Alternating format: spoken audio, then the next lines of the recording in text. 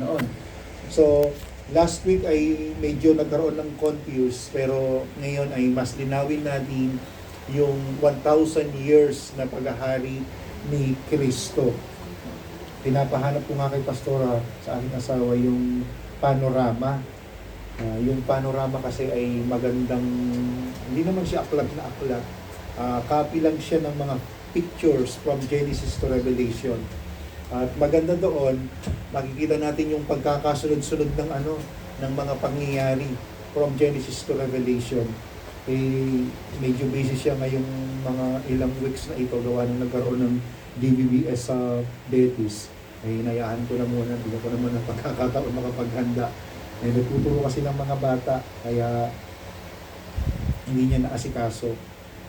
So ngayon ay balikan natin yung ating pinag-aralan. Tayo ay naniniwala doon sa 1,000 taong paghahari ng ating Panginoong Jesucristo.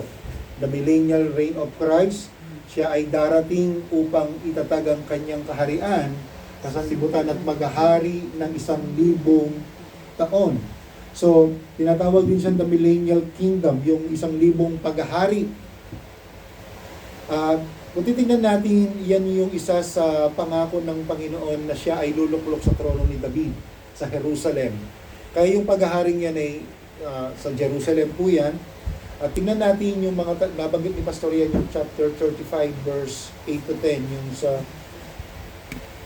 Isaiah. Basahin nga natin uli yan.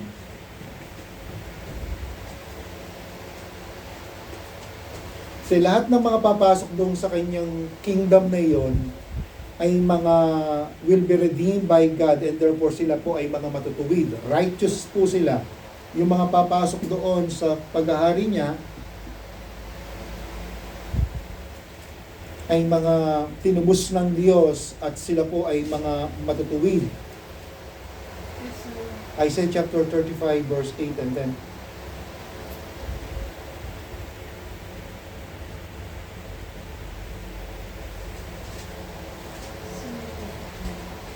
Naulit ko po, yung kanyang paghahari, saan daw po yun? Hindi yan sa langit. Okay. Dito sa Jerusalem, doon sa David's throne in Jerusalem. 35. Sige po, basa po ng Isaiah 35. Nabanggit ko yun ni Pastor Kaha nung astronomy. Magkakaroon ng isang maluwang na lansangan na tatawagin landas ng kabanalan. Sa landas na ito ay hindi makakaraan ang mga makasalanan at mga hangal. Sa verse 9, walang leon o mabangis na hayop na makakapasok doon. Ito'y para lamang sa mga tinubos. Okay. Para daw, kanino po yung mga, yung anong yon, yung lugar na yon? Para lang sa mga tinubos. So, yung magkakaroon ng isang maluwang na lansangan at natatawaging landas ng kabanalan. Sa landas na ito ay hindi makakaraan ng mga makasalanan at mga hangal. Walang leon o mabagis na hayop na makakapasok doon. At ito'y para lamang sa mga tinubos. Babalik sa Jerusalem ang mga tinubos ni Yahweh na masiglang umaawit ng pagpupuri. Paghaharihin sila ng kaligayahan, ang lungkot at dalamhati ay mapapalitan ng tuwa at ang galak magpakailanman. So, yan po yung mangyayari sa 1,000 years na paghahari ng ating Panginoong Yesus. Yung mga nandun sa Jerusalem, sila lang yung mga matutuwid, yung mga tinubos ng Diyos, yun ang makakapasok doon. Kaya yung kanyang paghahari, sabi nga, ano bang Isaiah yun, yung wala na, yung dito rin po verse 11, chapter 11, yung binabanggit ni Pastor nung nakaraan na yung mga bangis na hayop ay kasama na ng mga matutuwid. Balikan natin yun, tingnan nga natin yan.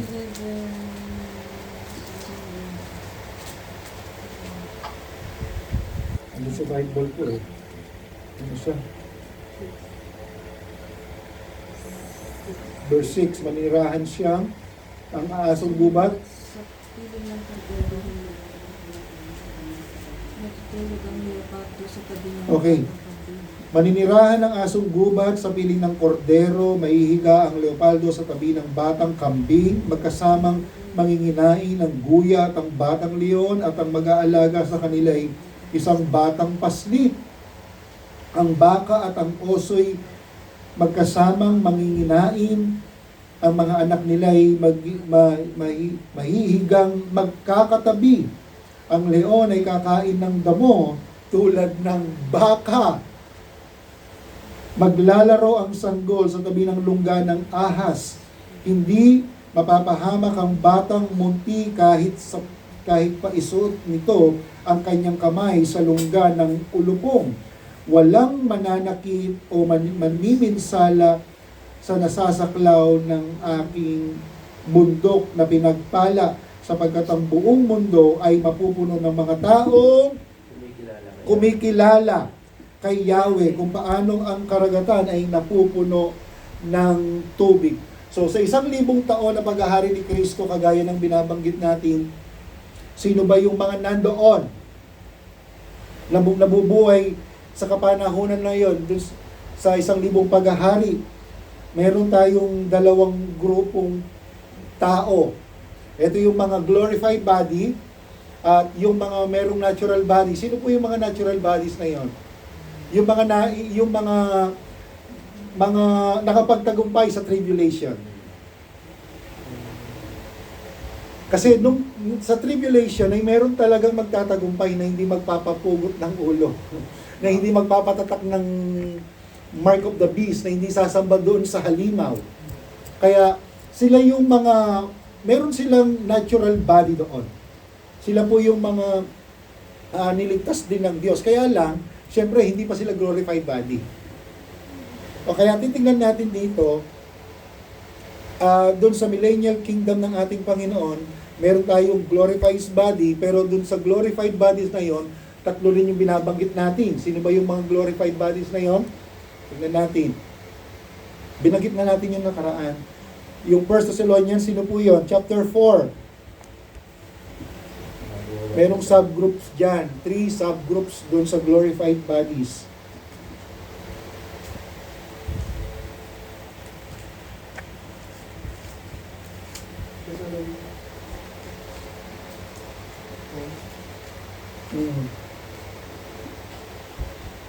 Chapter 4 verse 13-18. Sino po yon? 3 subgroups, tatlong subgroups po yan. Tatlong grupo. Binuhay. Tayo yung mga resurrected body, yung mga nakasama doon sa rapture. Tama po ba? Yan yung mga glorified body. Pangalawa, panahon ng tribulation, yung mga na-resurrected after Christ returns. Tingnan natin yung Revelation chapter 20.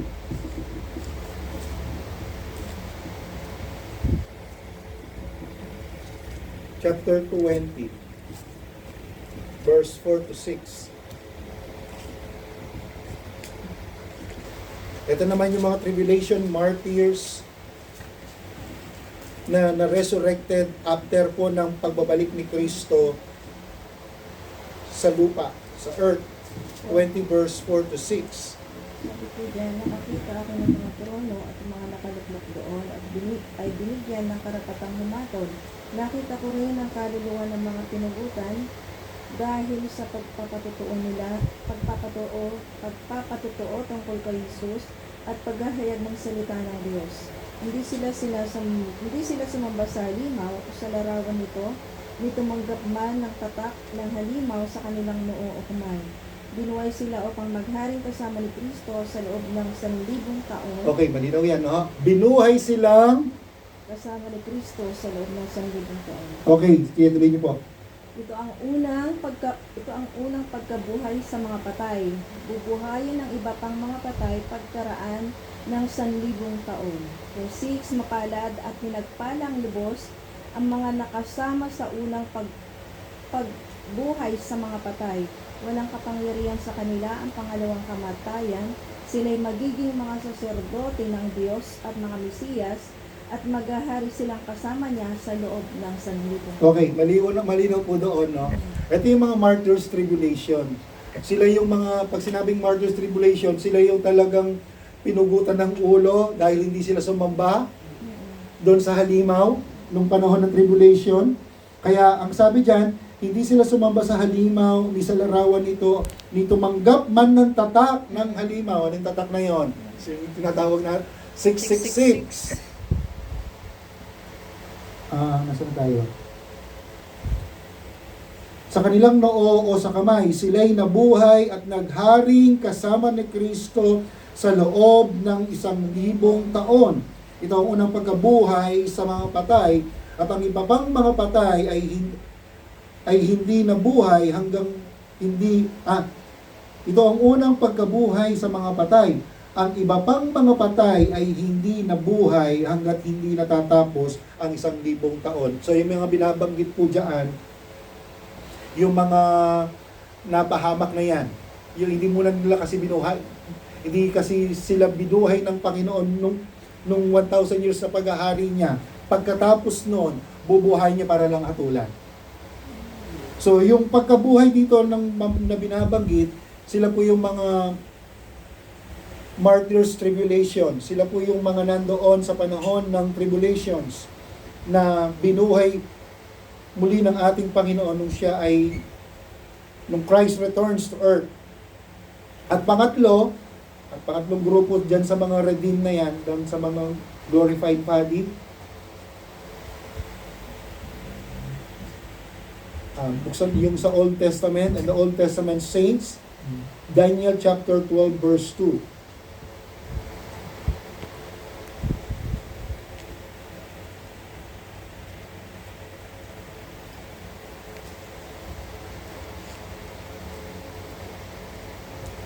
So natin yung Daniel.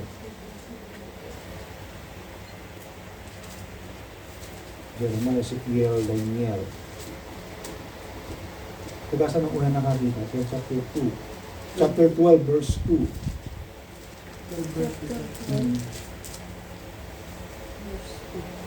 Basahin natin yung 1, sige, para mas siya. Sa panahon,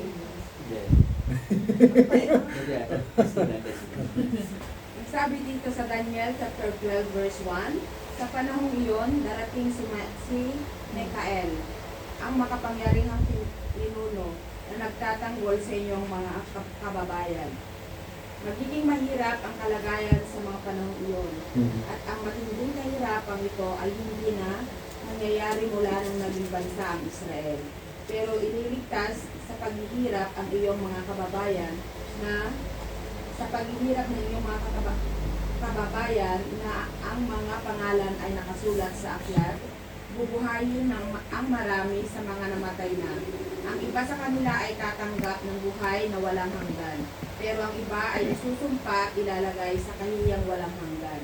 Ang mga taong nakakaunawa ng katotohanan at nagtuturo sa mga tao na mamuhay ng matuwid ay magniningning na parang bituin sa langit magpakailanman. Okay. Okay na po yan. Sabi diyan, muling mabubuhay ang maraming mga namatay sa lahat ng panig ng daigdig. Ang iba'y sa buhay na walang hanggan. Ang iba na may sa kaparusahang walang hanggan. So, binabanggit na po diyan sa Daniel ay yung mga Old Testament saints. At the same time po yon, sila ay mabubuhay na muli sa mga patay. So kung titingnan natin diyan, tatlong grupo ang resurrected body. Unahin na natin yung doon sa rapture. Pangalawa, yung mga kasama doon, yung mga namatay na hindi nagpatatak doon sa halimaw. Tribulations, martyrs tribulation, at kasama yung mga Old Testament saints. Sila po yung mga kasama doon sa resurrected body. Ngayon, sino naman yung mga earthly na merong natural body?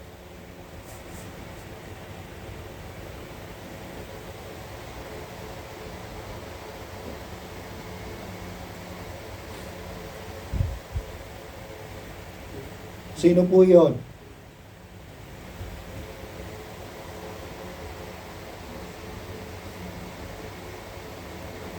Sino po ang mga kasama doon sa ano?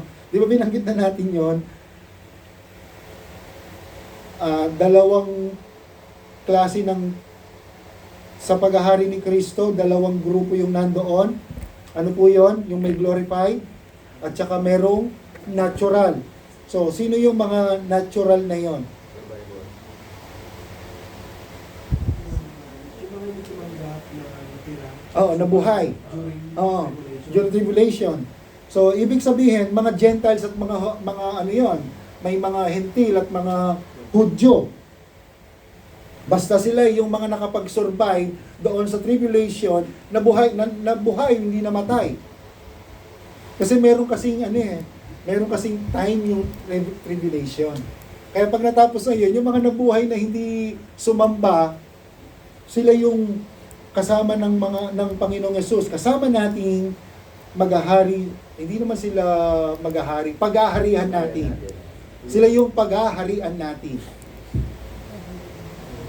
So yun yung Pastor, during yung na yun, during sa rapture, di ba kasama tayo sa rapture? Opo.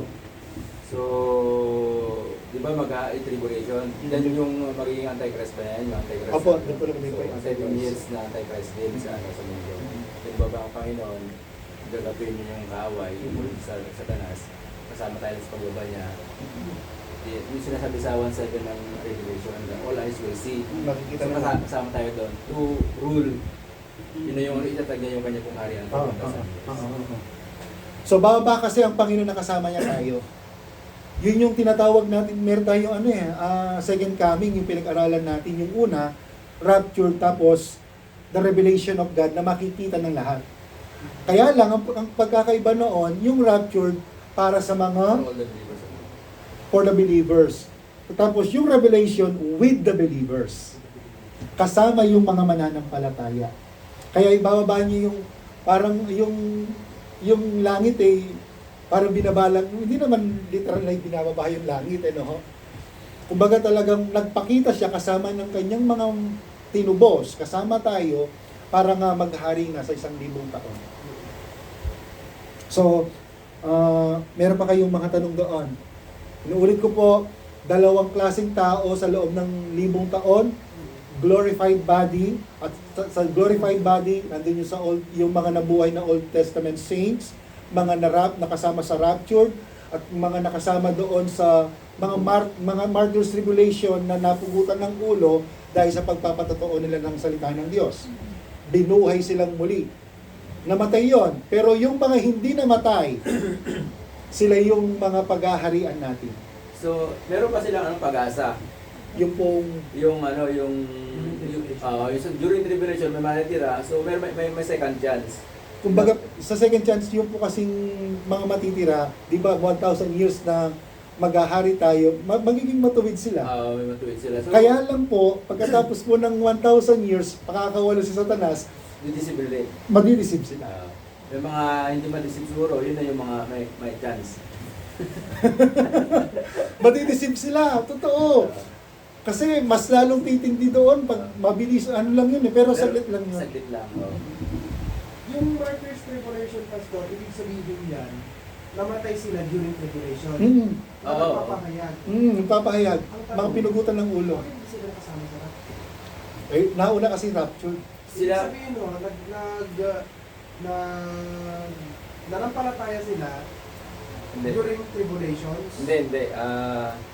During Antichrist kasi, yun yung rapture, then simultaneously yan, Antichrist na rin.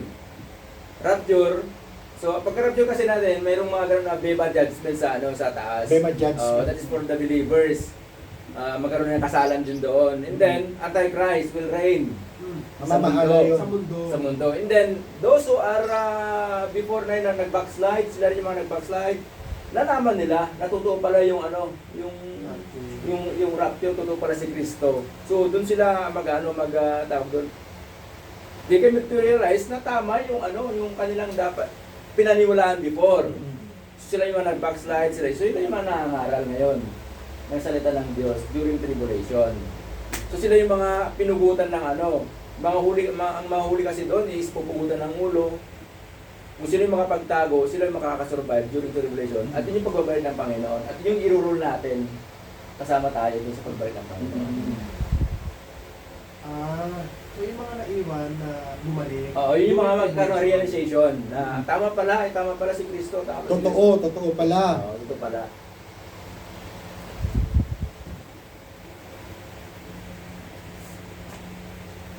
Tingnan natin yung mahaba yung Revelation chapter 19 to 20. Eh.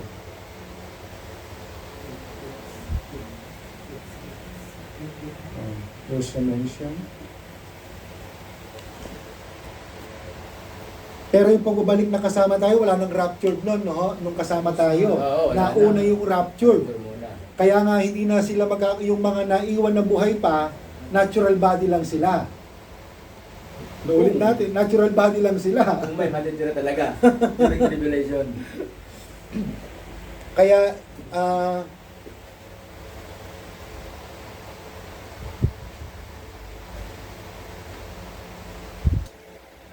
mahirap pong kalalagayan noon nung tribulation na yan. Tandaan nyo po, kung babasahin nyo yung Revelation, yung ini-illustrasyon ko lang, medyo ano yun eh, nandun ka sa kalagitnaan ng intersection, sasalpukan ka ng isang kotse, sasalpukan ka ng isang truck, ng isang bus, aba, mabubuhay ka pa kaya? Kasi na, yung tribulation is hindi pa Yung naranasan. naranasan, hindi na mangyayari Oo, pa. hindi mangyayari. So grabe yung hirap talaga.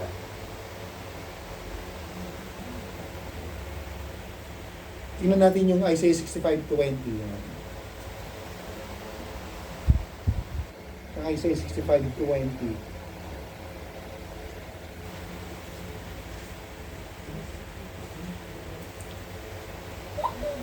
The saints in earthly and natural bodies will enjoy long lives. 65:20.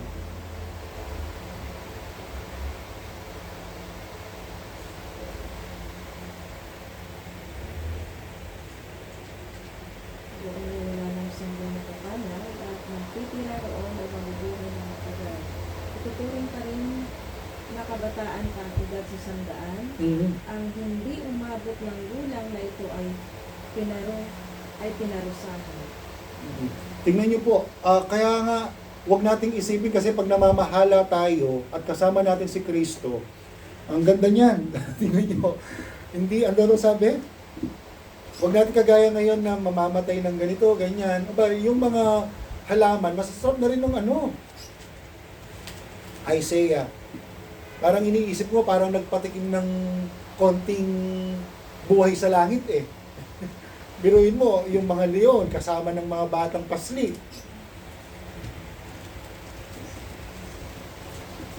Say natin yan, is Isaiah 65:20.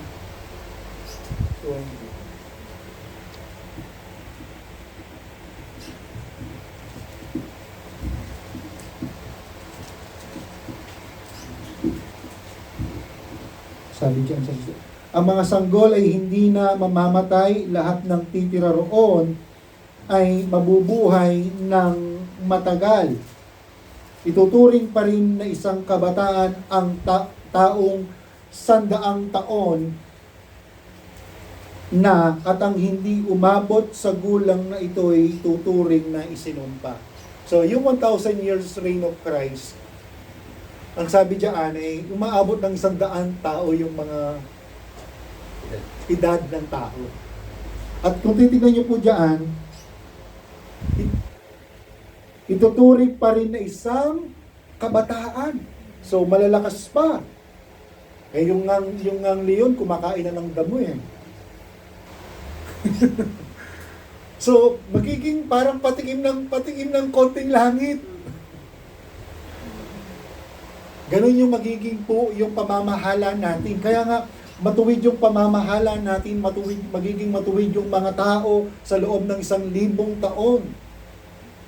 Kaya tatandaan nyo po, magkakaanak yan, magpapagawa, parang normal lang, kaya lang talagang walang tukso eh. Walang tukso, wala si Satanas eh. Walang korap. Walang magulo. Ang ganda ng pamamahala natin sa panahon na yun. Imagine niyo ho yun, no? Mamamahala ka, ang sarap. Siguro yung hating gabi, yung madaling araw, parang umaga lang sa kasi kahit maglakad ka, Palitan ko si Alan Peter Cayetano. so, yan po yung mga pamamahala na natin. Yung mga taong buhay nung panahon ng tribulation. Pero sila, natural bodies lang sila. Sila yung magkakaasawa, magkakaanak. Kaya nga yung mga anak nila, siyempre, ibig sabihin yan, hindi mamamatay isang lalaki yan eh. Tatanda yan. Tandaan nyo, 1,000 years yan. Pero yung 100 taon, kabataan pa. Parang babalik yung ano, yung Panahon ng Genesis. Oo, sa Genesis time. Genesis time. Malalakas yung mga tao, magaganda pa. Kaya ganun kadami. Yung pamamahala natin, sabi, kasi dami ng buhangin sa dagat. Kasi mahaba yung buhay. Kasi nga, ang haba ng buhay, tapos marami pang mag-aasawa at magkakaanak pa. So, yun ang mga bibigyan ng pagkakataon na tutuksuhin pa ni Satanas. Kaya lang, ang sabi doon, binasa natin yun, di ba, sa Revelation, after ng 1,000 years, tingnan nyo na po yan, patapos na tayo. Chapter 20.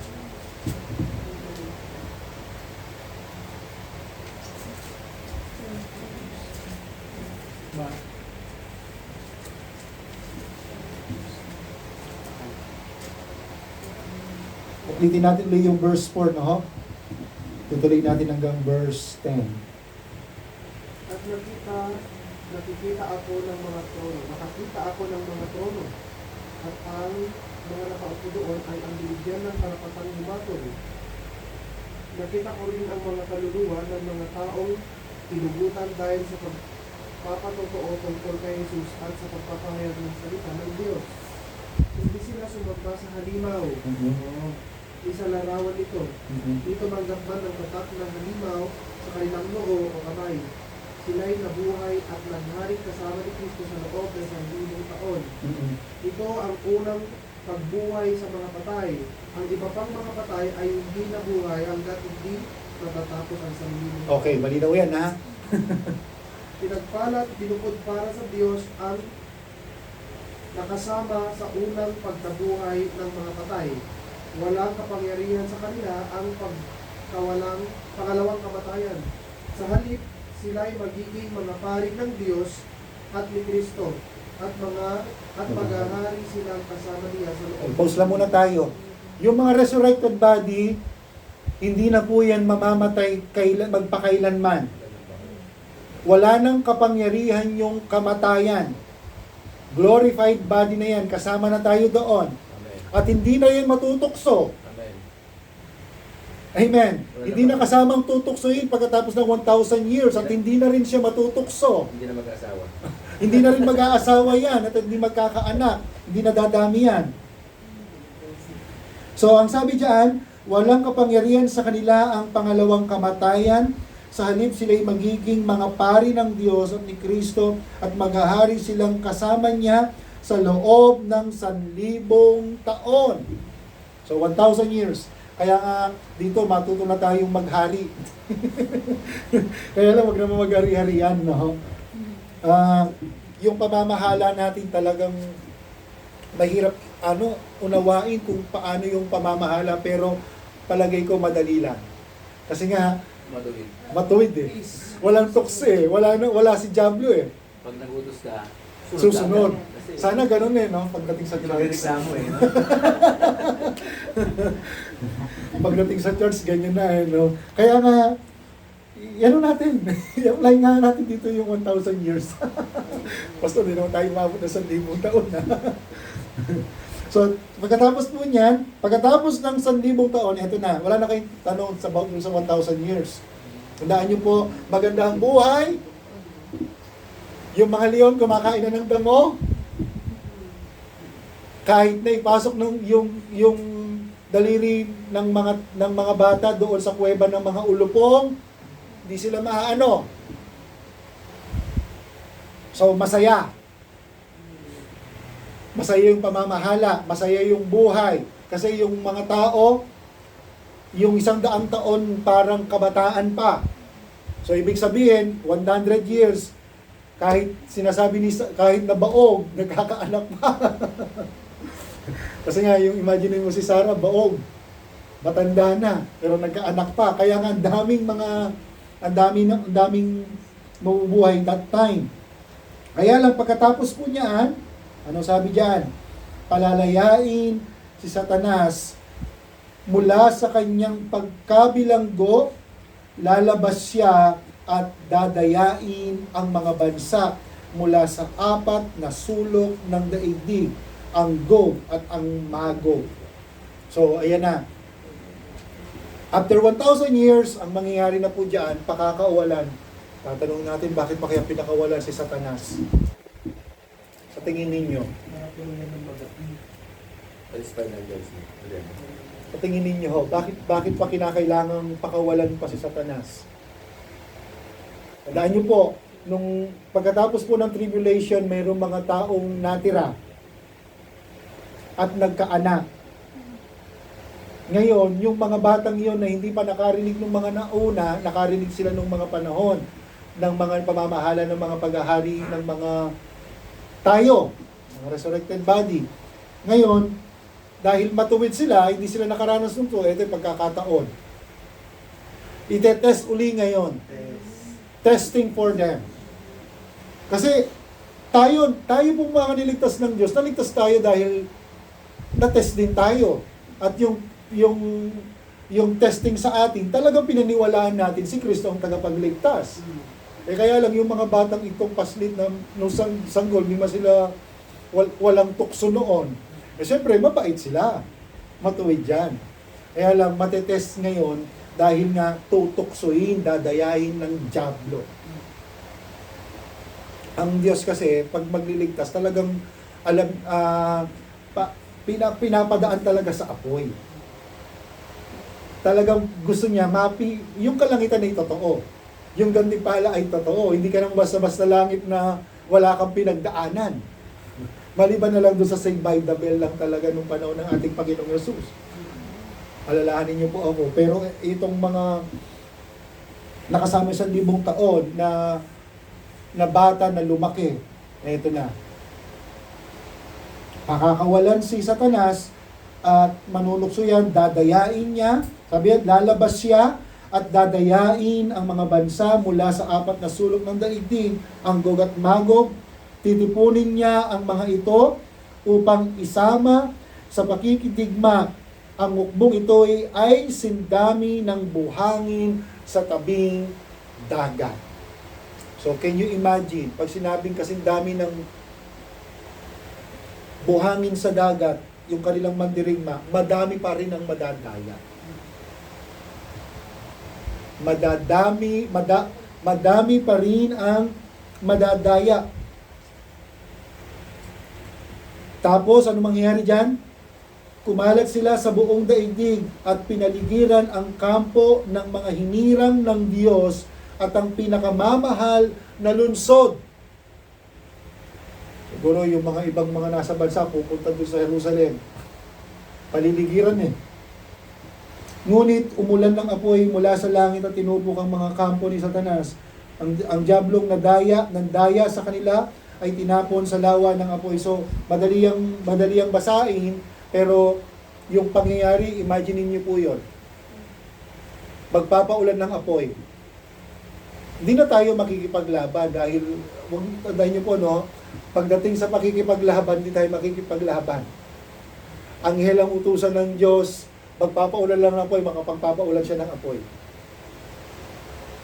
Imagine niyo po yan, no? After 1,000 years, eto na, si Taning, magdadaya na doon sa napamahalan natin.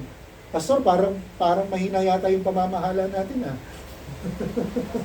Sige. Tanong ko nga po, diba sabi nyo, matuwid, wala nang tukso, wala nang masarap na ang buhay. 1,000 years yun. 1,000 years. In that time, may mag-aasawa pa. Oo, tama. Paano, di ba matuwid na, walang tukso, masaya na ang buhay, tapos may mag-aasawa. Paano mag-aasawa? Siyempre, yung feelings nila. Tandaan niyo po, tao pa rin tayo, natural bodies tayo. Meron tayong mind, will, and emotion. Sila yung natira. Plus, meron ka pa rin damdamin. Yung kagaya pa rin natin tao. Ah, Mahinlove ka pa rin kay pangalan ng asawa niyo? Oo. Pero hindi, alimbawa lang yan, pero hindi ka na mahinlove doon kasi palagay ko raptured ka na naman. Incorruptible body ka na. pero yung panganak nila, hindi na mahirap. Madali panganak na. Sarili lang. Oo, Hirap wala na kasi, hindi ka nun kahirap na. Ah, Kaya nga dadami ang tao sa loob ng 1,000 taon. Parang palagay ko pa confusion natin yung kasi, yung pinag-uusapan na magkaasawaan at magkakaanak. Hindi na tayo kasali doon. Yung mga naiwan yun. Tayo mga Oo, hindi po kasama yung corrupted body. Oo. Mga naiwan yun.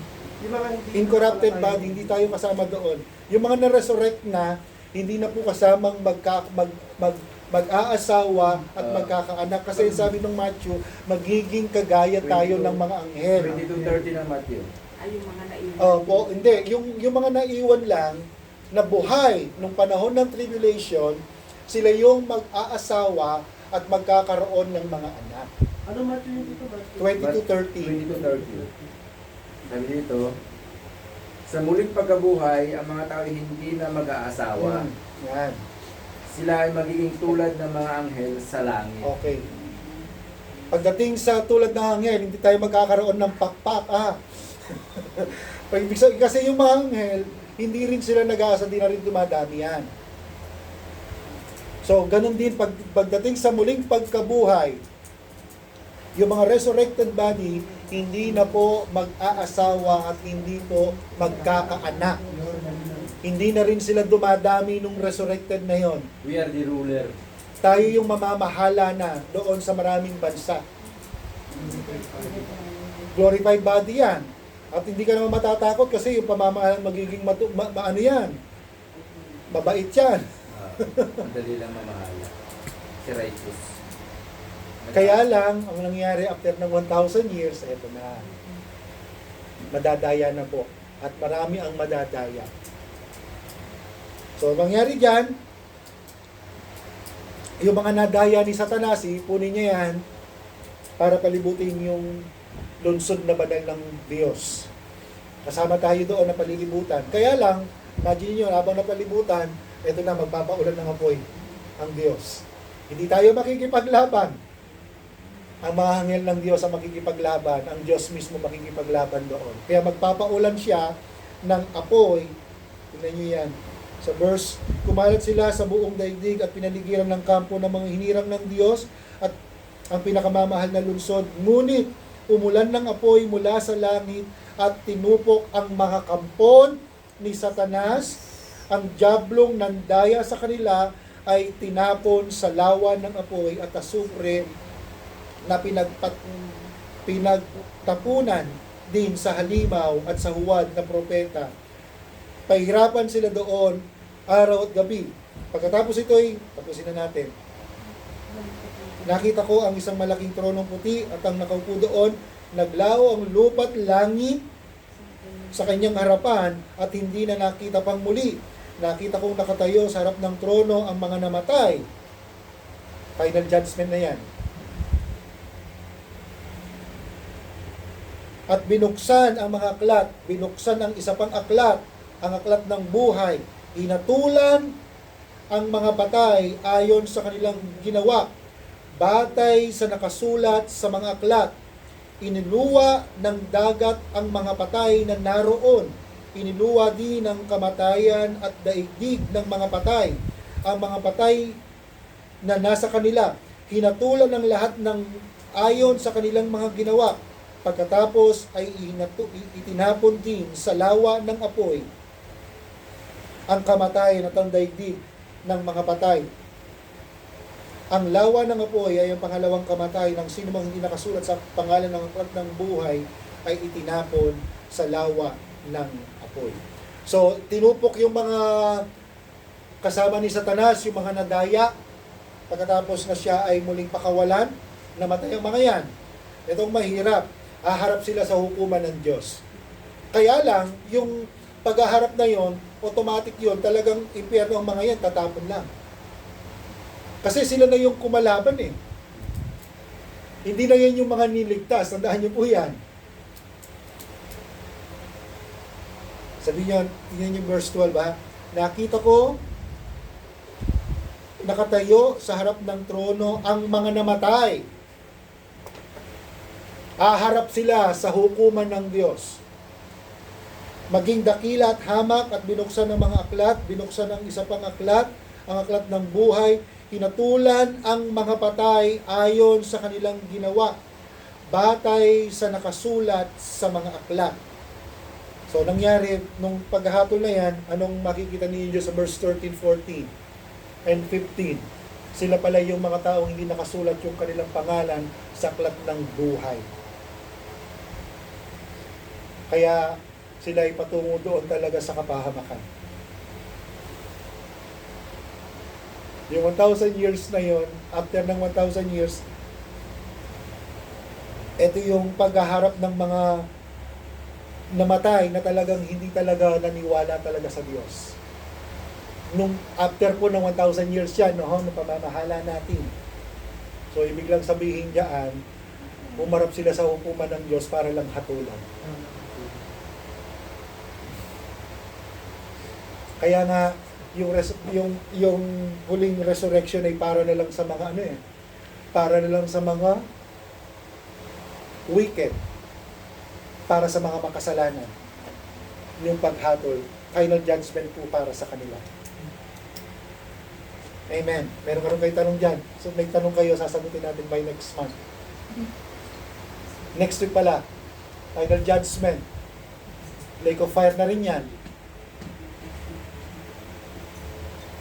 Meron pa palang pangalawang impyerno. Tapos, yun yung pinakadulo na yan.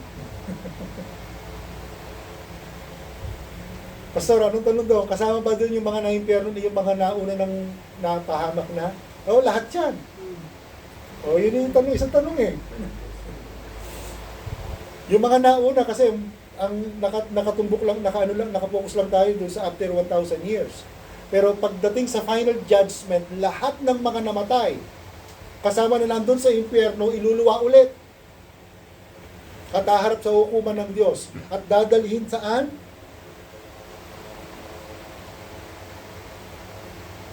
Sa kamatayan at ang daigdig ng ang lawa ng apoy ng pangalawang kamatayan. Iluluwa po yun. Yung mga nandoon sa impyerno, haharap sa hukuman. Akala nila magkakataon na. Hindi. Matindi ng paghihirap kasama na ni Satanas doon. Bakit? Kasi bakit sa dagat galing sa ibang mga nila? Sa dagat na matay. Sabi ko sa sila, namatay doon. Hindi. Kasi, yung time, di ba, nung yung nagpaulan ng apoy, mabilisan kasi yan eh. Namatay. Nawala yung langit at lupa. Tama. Syempre, yun hindi pa napunta sa impyerno yun kasi yung mga nauna napunta sa impyerno yun yung iluluwa, pero yung mga namatay dun sa dagat mare-resurrect yan, naharap lang sa hukuman ng Diyos eh. Bubuhayin sila pero haharap lang sila sa hukuman ng Diyos para hatulan. Kaya kung saan sila namatay, iluluwa sila doon, sila doon. Ibig sabihin basta mabilis lang yan. Mabilis po yan. Pagpapalibutan nila ang tampo ng mga matubig, tampo ng mga banal, tapos Papaulan ng apoy. paulan ng apoy, Mamatay. after that, judgment na. Final judgment. Final judgment. Hindi binabanggit kung gaano kabilis yan. Wala tayo pero ano lang yan. Kahit nga yung panahon ng tribulation, meron nangyayari sa kalangitan eh. Yung simultaneous sa Simultaneous yun, dire-diretso yun eh. sabay yun. Tribulation and then Tribulation, dito yun, naghihirap dito, tayo naman nagsasaya. celebration doon. Celebration sa atin. Yun yung yung feast of the table ba yun? Kasalan, ikakasal tayo ng Panginoon. Kaya sabi ko, sister mo, sa mag-alala, kakasal ka rin. Kasal mo, wala siya. Sinabi sa akin, kagabi, huwag ka mag-alala, kakasal din tayo sa langit. So, yan po, ito yung sinasabi dito sa final judgment, yan po ay para na sa mga makasalanan, mga napahamak. Lahat ay haharap sa hukuman ng Diyos, batay sa kanilang ginawa. Matindi ng paghihirap yan. Matindi ng paghihirap doon sa impyerno, ilalabas pa sila doon sa impyerno, lahat ay hahatulan pa. Ngayon, batay sa kanilang mga ginawa, kung anong ginawa nila doon nung sila nabubuhay, yun ang gagawin nila sa final judgment. Kaya lang ang problema, hindi makakaramdam sila ng sakit, hanapin nila yung kamatayan, pero hindi sila mamamatay. Kung ay kinamatay mo yung pagpugot ng ulo dahil sa pagnanakaw, lethal injection, dahil sa kasalanan, yun at yun ang mararamdaman mo. Gusto mo nang mamatay, pero yun ang nararamdaman mo. Ganong katindi sa impyerno. Parang ano lang ito, Pastor, hindi siya, wala nang masisig dito. So, ibig sabihin parang declaration na lang yan ng ano, babasahan ka na lang ng sentensya. Oo. Yung kasi yun yung haharap sa final judgment. Yung final judgment, Para sa mga wicked lang. sentence na lang. Oo. Okay, tandaan niyo po yun. Kumbaga yung final judgment, kaya nga final eh. Ibig sabihin, eto na yung sentensya mo. Sentensya na. Wala na siyang ano. Wala nang wala na, kasi yung resurrected tayo na yun, tapos na tayo. Naka-ward na tayo. Meron na tayong reward. Declaration na lang ng sentensya. Declaration ng sentensya ng mga taong yan na talagang namatay nung panahon ng Old Testament kay Noah, nung panahon ng New Testament nung tayo nangaral, at nung mga tribulation na namatay na talagang dinaya ni Satanas. Para na lang sa kanila yung resurrected na yun. Kaya lang, yung pagharap nila sa hukuman, sentensya na. Okay, tapos na. 5 minutes na lang. Kung meron pa kayong tanong, pwede ba na? Tapos na po tayo. Tapos na yan. Dagatan nga po. Wala na eh. Binasa na natin lahat. Final judgment. Dire-diretso lang yan. Okay, tayo po'y manalangin. Panginoon, salamat po sa mga napag-aralan namin. Tulungan nyo kami sa katotohanan ng napakinggan namin. Iyahan po ninyong sa panahon na kinakailangang may mga magtanong sa amin yung pananampalataya at pinaniniwalaan namin, masabi namin sa kanila. At yung pag-asa namin, kami ay nasa katotohanan at kami ay may buhay na walang hanggan dahil sa pananampalataya namin sa inyong kaisa-isang anak ang aming Panginoong Jesucristo. Salamat po, pagpalain po ninyo ang mga nalalagip ang oras, ang inyong pagsama at pagkilos ng inyong Espiritu, ang aming inihiling sa aming pagtitipon hanggang mamayang gabi. Kayo po ang palaging magtagumpay sa aming buhay. Salamat po sa pangalan ng Panginoong Yesus. Amen. Amen.